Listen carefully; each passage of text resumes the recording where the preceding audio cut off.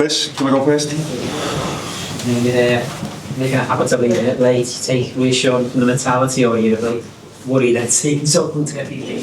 A bit of both. I know how hard it is to create chances against a team that's with 11 players in their 18-yard box. It's, by the way, very good that they do this because they've almost got a point. So I'm not saying anything negative about it. I'm just trying to explain how difficult it is against a Premier League team, because they're very good players as well. If they defend with all of them back, and they hardly try to bring the ball out from the back because the goalkeeper every time plays long, and we don't score from a set piece, then the only thing you can score is from open play. And open play is quite difficult if you have to outplay 11 players in their own 18-yard box. That's what we saw today. So you come close, but every time there's a foot in between or whatever. No really open chances. So a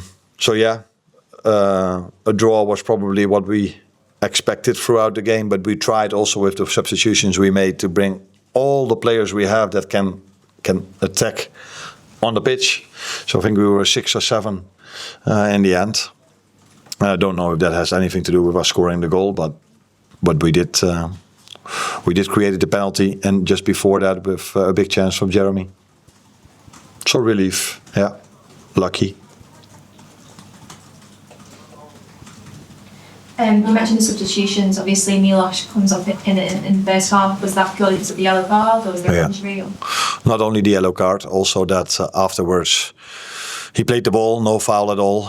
But the referee blew his whistle, which can always happen because this happens in football. That sometimes. But the reaction of the fans was, and I saw players of them also trying to go to the referee, implementing, hey, if you think this is a foul, maybe you should give a yellow for it, which would have been ridiculous, of course. But then it's a risk. The only way we could lose this game is we could go down to 10, because with 11v11 we could have drawn it, but we couldn't have lost it because they've never been over the halfway line, let alone in our 80-yard box. They've been over the halfway line, but the goalkeeper kicked it long. So then the only way you can lose it is if we go down to 10, and I didn't want to take that risk, which was hard for Milos, because normally you don't have to take a player off if he has a yellow before. But I felt this was the best choice to make. Arne, would you speak to him about what did look like a dive? Yeah, I said already to him that it wasn't smart, and he replied to me that he felt some arm in his back. But let's be clear, it wasn't a penalty. But if there was contact, yes or no, I cannot tell you. But it's never smart. It is funny, by the way, that the 2 dives, if this was a dive, we've made in the one year and a few months that I'm here, that both led to a yellow card, which led to the suspension of Ryan in the last game of the season, and now. So yeah, we're not really good at it. I see it happening a lot without referees giving yellow. But the moment we do it, if it was a dive, he told me he felt something, but it wasn't a foul, let that be clear. And then it's not smart. That's also clear. Joycey? When the game's going like that and you're not looking like you're going to get the goal, do you ever contemplate taking Mo off?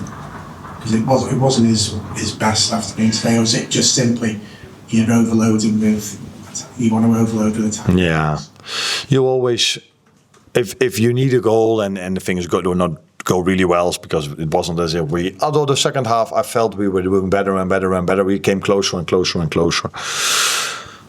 But yeah, I thought about almost every substitution you can make. But in the end, you always come back to the fact that I don't want to leave this stadium with a draw thinking I didn't brought all my attackers in, all the guys that can score a goal. And in another game, you maybe wonder, is it worth the risk to play with 7 attackers? But against a team that plays with 11 players in their 18-yard box, that's, I think, not a big risk then. So that's why we decided to do that. And taking Mo off, if you need a goal, it will probably happen this season or maybe next season, but it probably won't happen a lot. Could I just ask on Alexander? You explained at the start the reason why he wasn't here.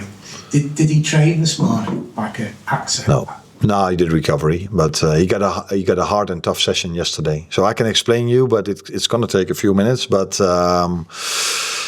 it's not that difficult to understand. So if you start the season when the players have been off for 3 or 4 or 5 weeks, you give them a certain base. So you give them a lot of good sessions before they are able in the end of the week to play 45 minutes. We got him from Newcastle in a state where you could say his pre-season is going to start now. So then he needs proper minutes of training before he has a certain base, let alone for him to play twice in 3 days. So that's what we do. We try to prepare players for in the beginning of the season once a week, and then we try to do more and more and more before we go into the rhythm of 2 games a week, so that they are ready for that schedule.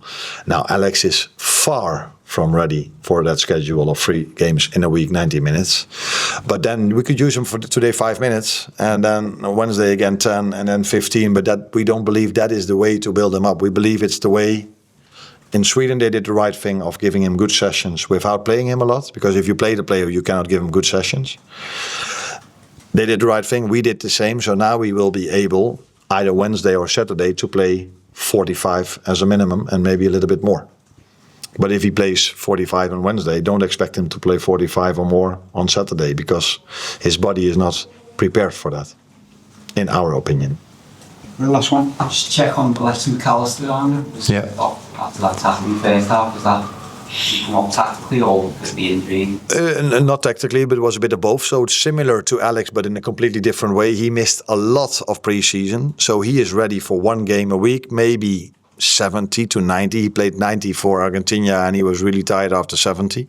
So he doesn't have the right build up towards playing 3 games a week, 90 minutes. So it was always sure today that I would take him off after 60 minutes for him to be able to be Wednesday back on the pitch again, and for him to be Saturday back on the pitch again. And I had already made 1 substitution in the first half. So if I then take him off at 60 minutes, that would be my second one. And if I then want to make 75, then in the end I can do nothing anymore. So that, combined with the fact that the tackle was a tackle that he felt, and I'm not surprised by the fact that he felt that tackle, by the way. So it was a combination of both. He said it was fine and good enough to go on, although he limped is the word, a lot. So that's more his mentality, I think, than it was that he could actually perform at his best for 15 minutes longer. So the combination of him being injured, me not wanting to lose the second substitution after 60 minutes led to, and us not playing so well, by the way. So bring down to the midfield more players that can attack the box. So a lot of arguments, but partly a tactical now. Thank you.